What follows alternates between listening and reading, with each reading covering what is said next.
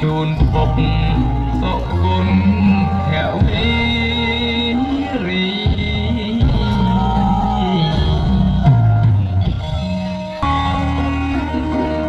បងខាងវត្តទី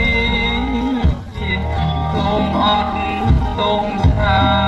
ដែលកូនគ្រាប់ឆ្កងមិនតែ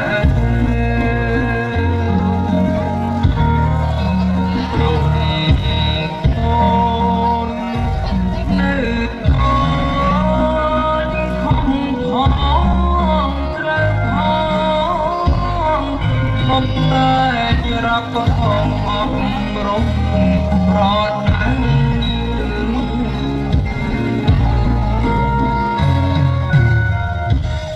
ទុំយើងក្រទ្របតែសច្ចៈនៅអូខាយលងគុណធម៌ជាផ្លូវនាំកូនសុខសាន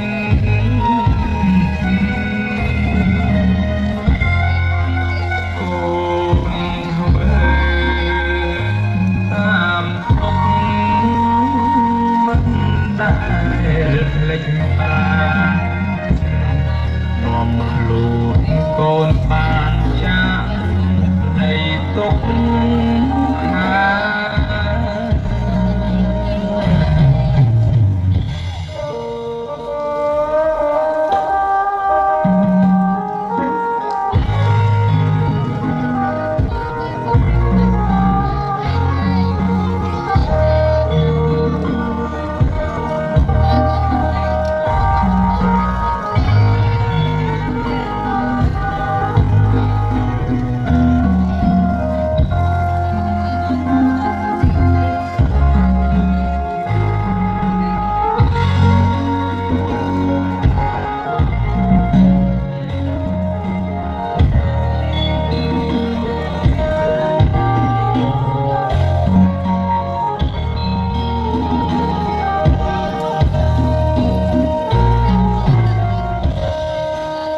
លើក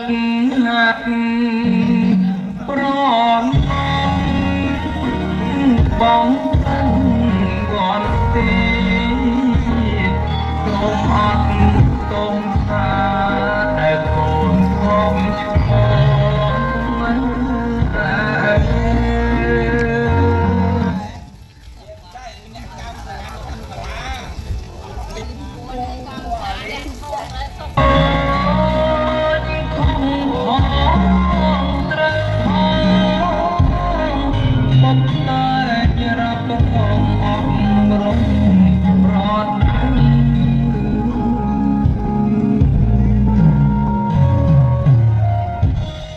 ទុំយើងក្រទ្របតែ